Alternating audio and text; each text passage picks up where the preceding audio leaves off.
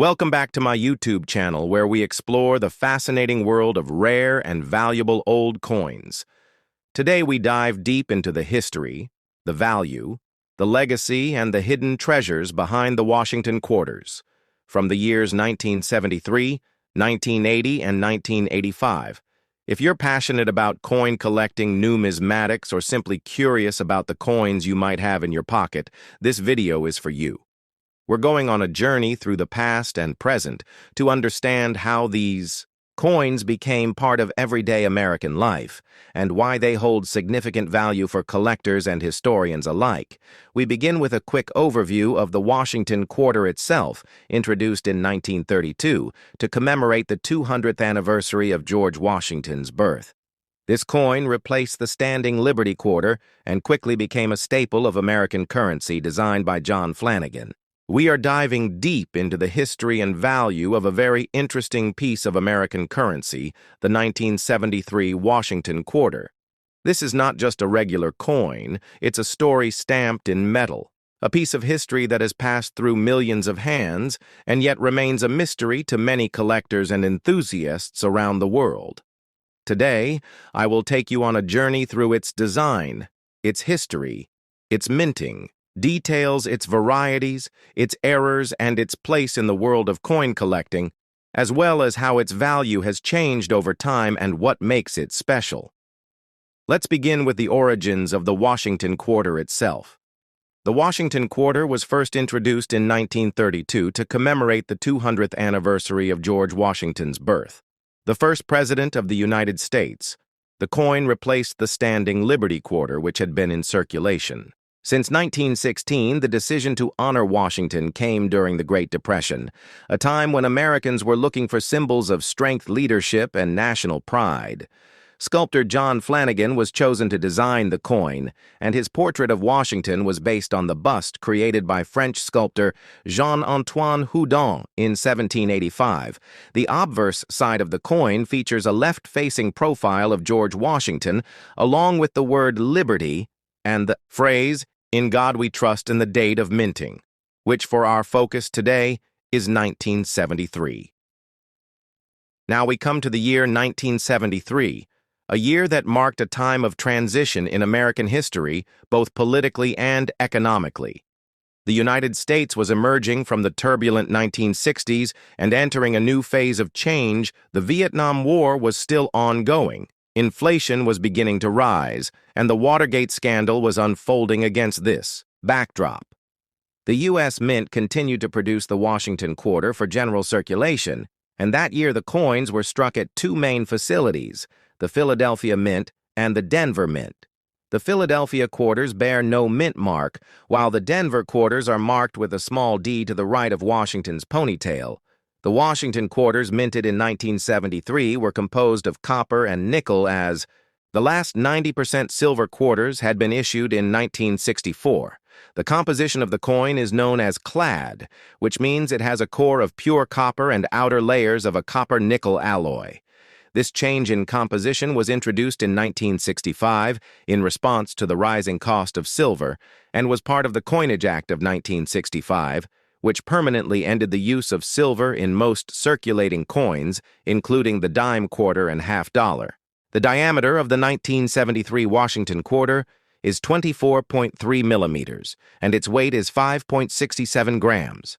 Its reeded edge and standard thickness are consistent with the quarters we use today, and while millions of these coins were minted, not all of them are created equal, and that is where things start to get interesting for collectors and investors.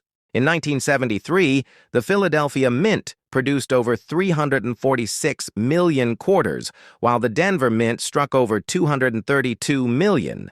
And the San Francisco Mint also issued a special proof version of the coin, which was not intended for general circulation but rather for collectors. These proof coins were struck with a mirror-like finish and greater detail, and were sold in sealed sets by the U.S. Mint. The 1973's proof quarters are among the most visually stunning examples of the series and hold particular interest among numismatists.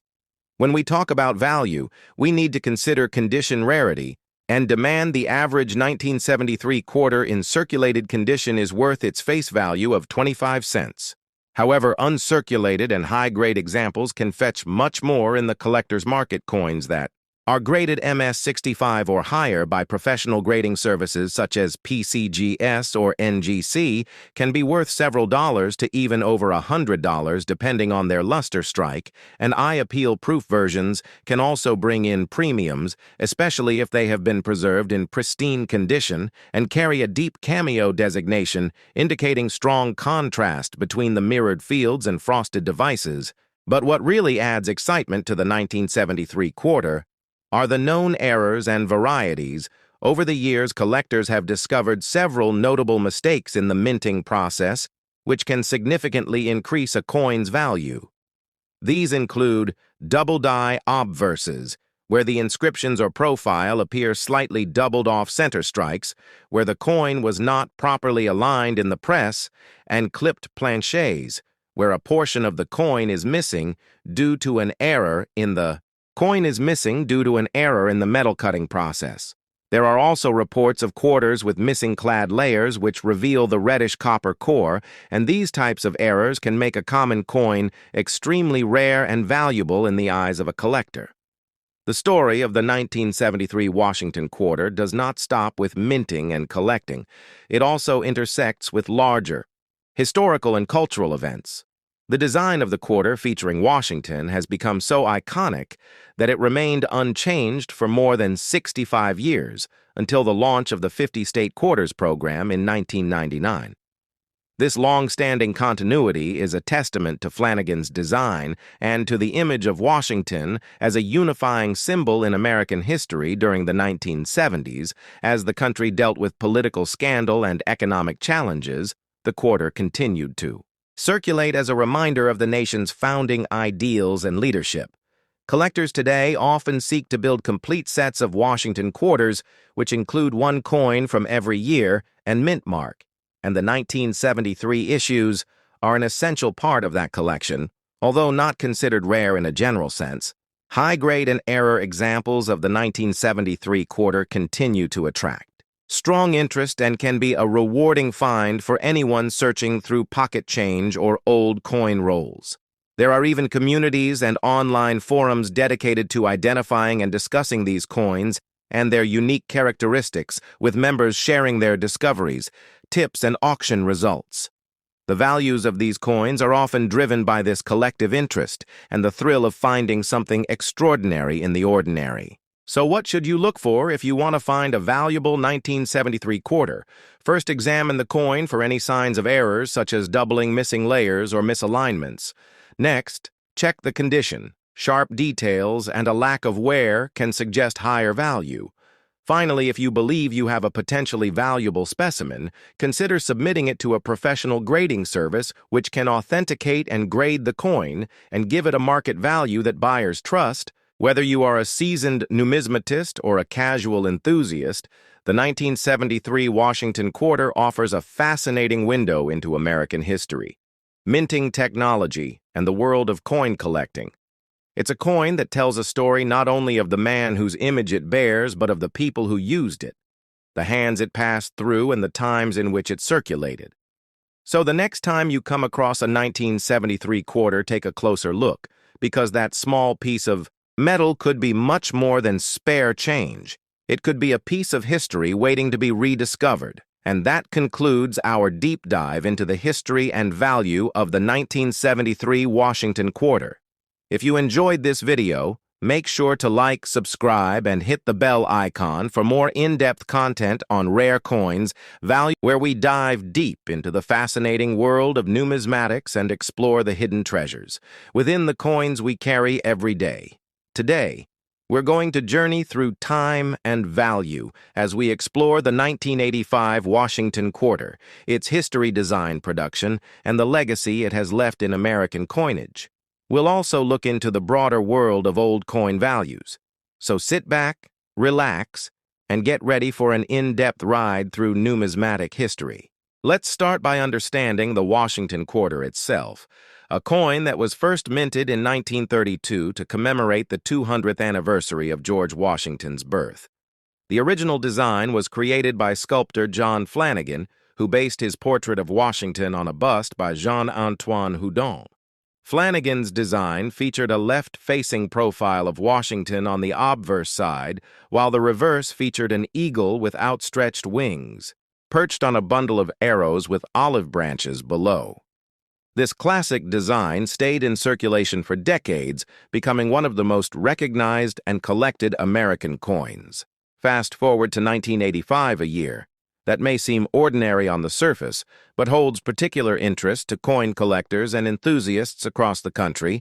The 1985 Washington quarter was minted at 3 primary locations: Philadelphia, Denver, and San Francisco, each mint location contributing its own version of the coin with unique mint marks. The Philadelphia mint used no mint mark. Denver used the letter D, and San Francisco used the letter S, typically associated with proof coins.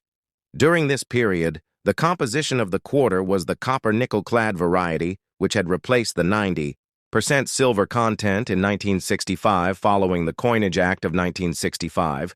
Due to rising silver prices and hoarding concerns, the 1985 quarter therefore consisted of an outer layer of 75% copper and 25% nickel bonded to a core of pure copper, making it a coin that, while no longer made of precious metal, still maintained the durability and practicality necessary for widespread circulation.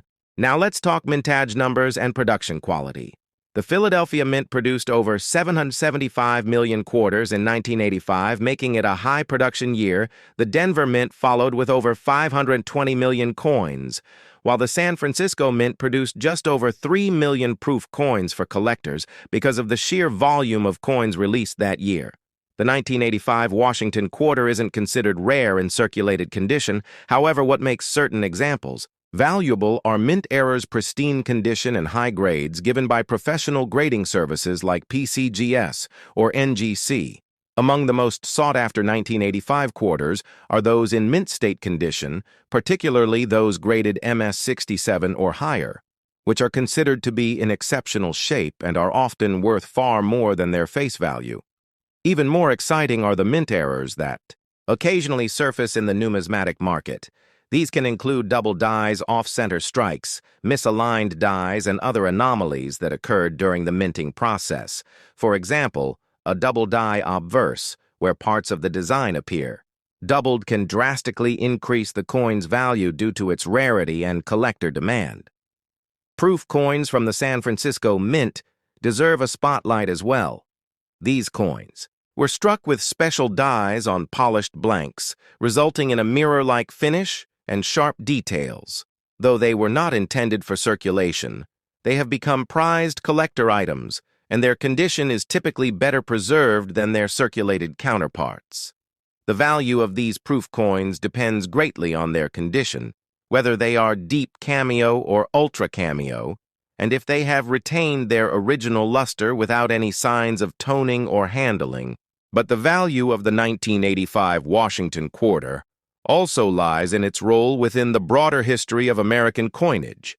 It was minted during a time of transition in the United States when economic and technological changes were reshaping the way Americans viewed money and savings. The coin itself represents a snapshot of that era. And for collectors, it offers a connection to the past and a physical piece of history that can be held, studied, and appreciated. As we continue to explore the history of old coins, it's important to recognize that value isn't always monetary. Many collectors treasure their coins for the stories they tell and the history they preserve, from the hands they've passed through to the pockets they've ridden in. Every coin has a journey, and the 1985 Washington quarter is no exception. It has served not just as currency, but as a cultural artifact, a teaching tool, and a gateway for many into the world of numismatics. We will now take a detailed look at specific examples of 1985 quarters that have fetched impressive prices at auction. We'll analyze what makes them unique. We'll look at professional grading photos and descriptions, and examine why certain traits and features matter so much to collectors and investors. We'll also compare the 1985 quarter with earlier and later dates to show how changes in design, production, and market interest have influenced the value of these coins over time. And of course, we won't stop with just one coin. We'll take a look at how the Washington quarter evolved in the decades following 1985, especially with the introduction of the 50-state quarters program in 1999, which dramatically changed the face and focus of the quarter and introduced millions of people to the fun and importance of collecting coins. We'll discuss how the legacy of the classic Flanagan design influenced later designs and how it continues to resonate with collectors to this day. For those of you watching who are new to collecting, we'll provide tips on how to identify valuable coins in your pocket, change how to store and preserve your collection, and how to recognize red flags when buying or selling coins online. We'll also go over common misconceptions about coin values and how grading standards work, so you can approach collecting with confidence and clarity. So whether you're here to learn more about the 1985 Washington quarter, or you're just beginning your journey into the world of coin collecting, this video will give you a comprehensive and engaging look into the history, design, significance, and hidden value behind one of America's most enduring coins.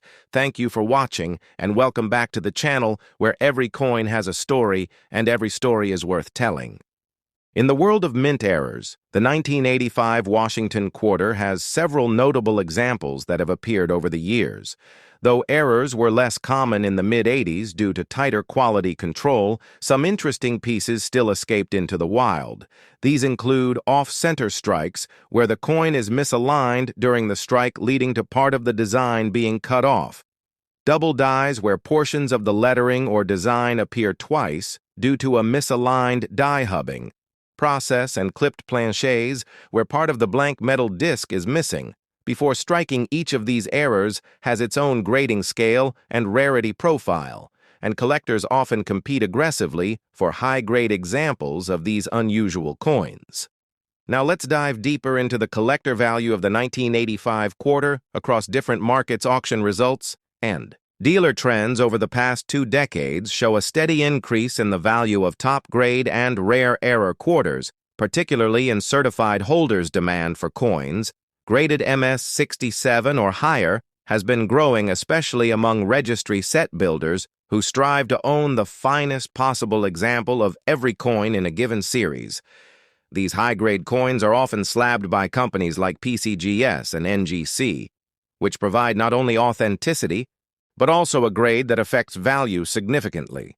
For example, a typical 1985 P quarter in circulated condition is worth face value, but in MS-67 condition, it can sell for over $100 or more, depending on eye appeal, luster, and strike sharpness. Proof coins have their own market dynamic, with deep cameo PR69 and PR70 examples, drawing high prices from collectors focused on quality and completion-proof sets that include the 1985 S quarter in pristine condition continue to sell well, particularly if they come with original government packaging and certification. A growing trend in the hobby involves breaking up original proof sets to submit individual coins for grading, which can greatly increase their value if the coin earns a top grade. This has become a profitable niche for experienced collectors and dealers alike. In addition to individual coin grading, many collectors and investors are paying closer attention to population reports.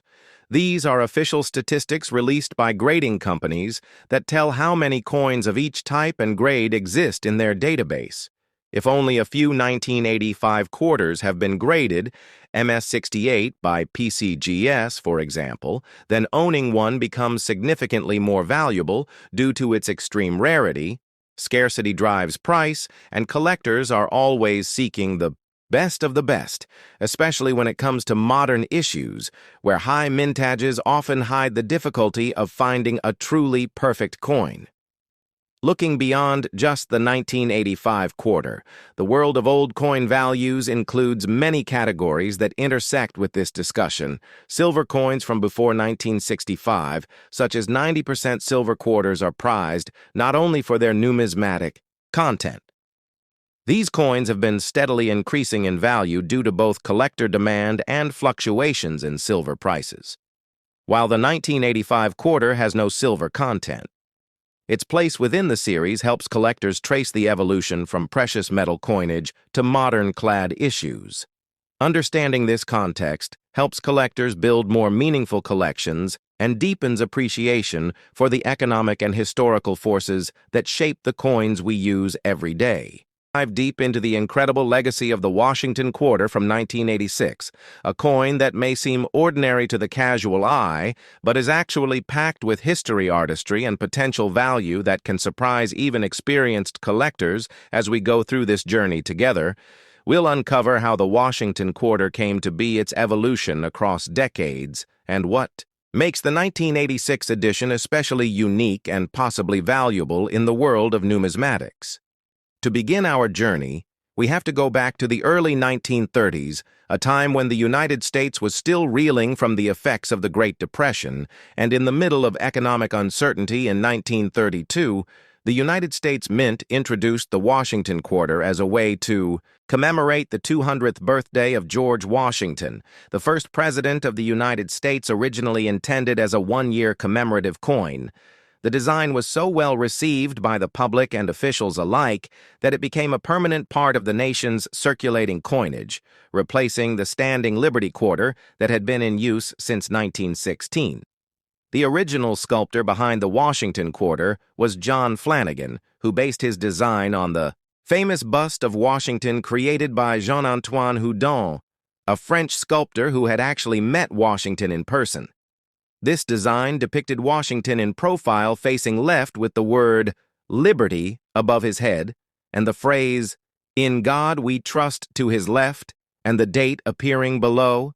Fast forward through several decades of American history through World War II, the economic booms of the 1950s, the cultural shifts of the 60s and 70s, the Washington Quarter remained a constant in the hands of Americans through vending machines, lunch counters, parking meters, and more, until in the mid-1970s when special bicentennial designs were introduced, briefly celebrating 200 years of American independence. The Washington Quarter resumed its standard design in 1977 and continued into the 1980s.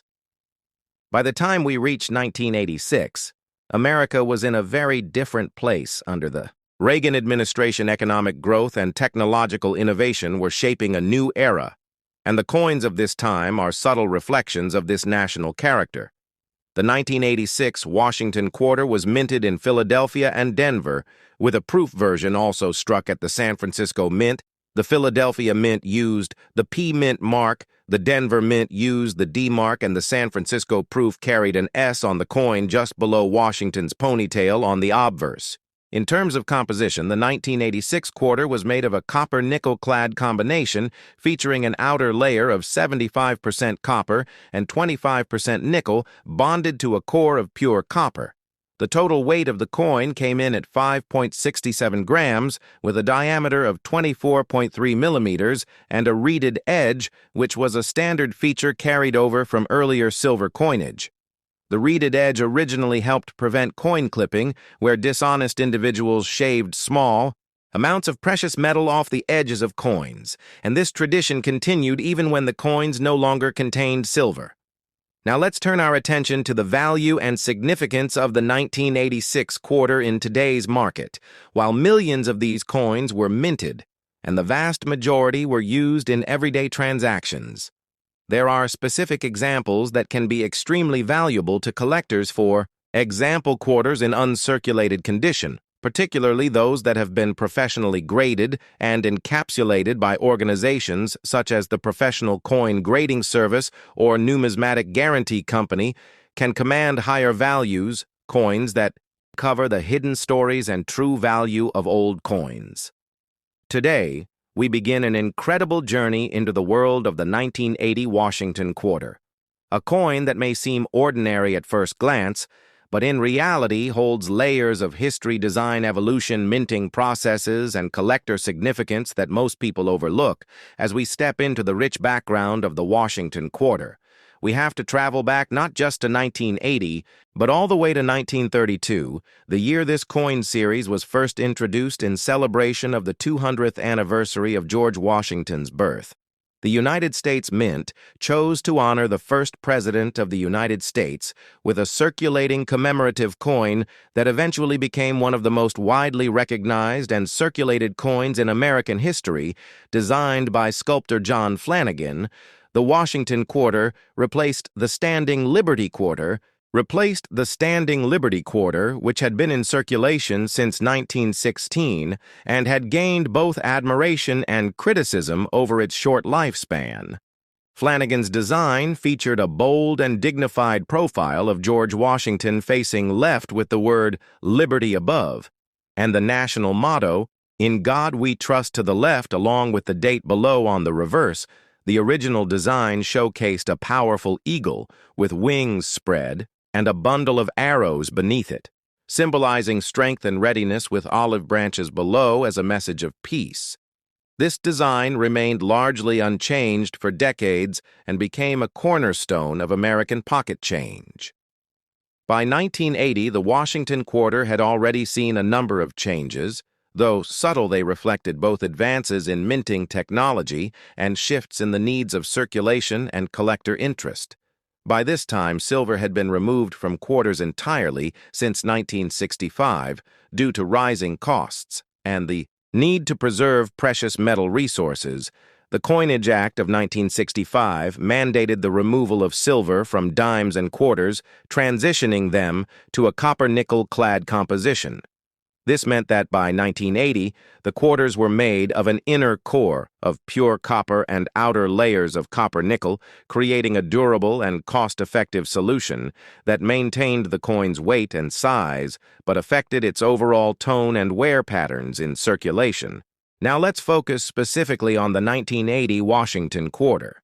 This coin was struck at 3 United States Mint facilities in Philadelphia, Denver, and San Francisco, each mint mark telling a small part of a larger story. The Philadelphia Mint issued coins without a mint mark, as was standard at the time.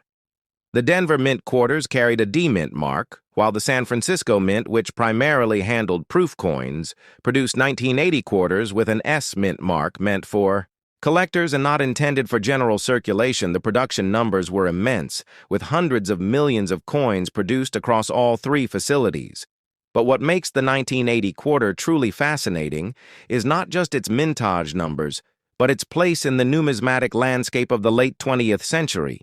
At this time, coin collecting was evolving from a niche hobby into a more mainstream interest, catalyzed by a growing awareness of coin errors.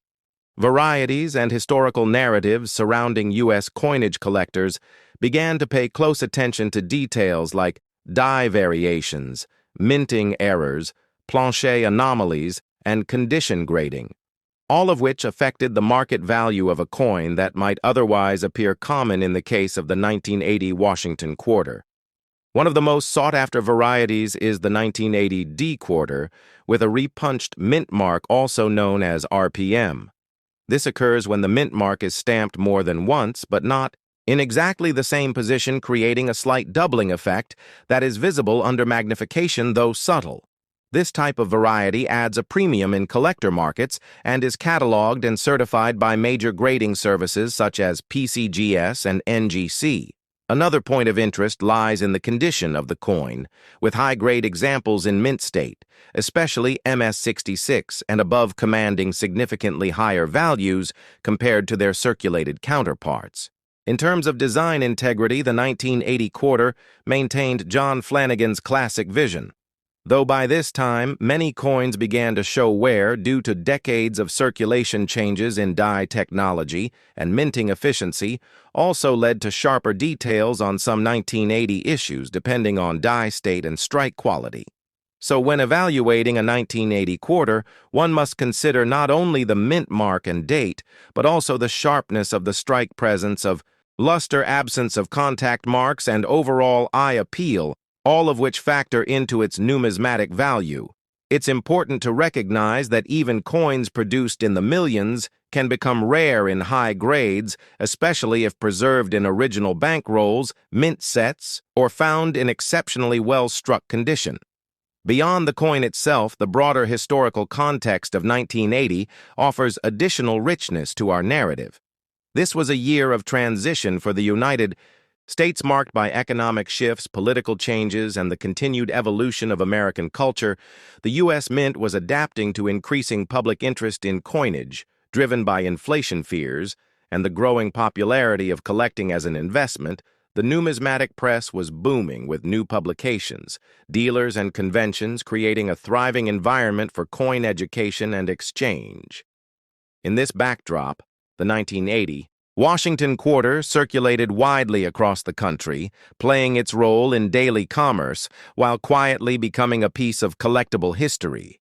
We can also explore the legacy of the Washington Quarter through its long life, leading up to the redesign in 1999 with the launch of the 50-State Quarters program, an initiative that revolutionized public interest in U.S. coins and led to a dramatic increase in coin collecting across all age groups, but the pre-1999 quarters, such as the 1980 issue, remain a staple of traditional collections, particularly among those who appreciate the historical consistency of Flanagan's original vision and the physical characteristics of clad coinage that defined a generation of U.S. currency. As we journey further into this video, we will look at real examples of 1980 quarters under magnification review coin grading techniques used by professionals. Assess price trends from auction records and online marketplaces and study how storage handling and time affect the condition and value of these coins. We'll break down the differences between proof and business, strike coins, examine the role of third-party grading services, and understand what makes a 1980 quarter worth a few cents or hundreds of dollars, depending on rarity, variety, and preservation. We will also touch on collector stories, interviews, and insights from experts in the field and answer your most frequently asked questions about spotting valuable errors, building a Washington quarter set, and protecting your investment for the future. So stay with me as we dive into every facet of the 1980 Washington Quarter, its historical roots, design significance, minting variations, market performance, and collector appeal. This isn't just a coin. This is a chapter of American numismatic heritage, and by the end of this video, you'll have everything you need to recognize, value, preserve history, and maybe even uncover a hidden gem in your own pocket change.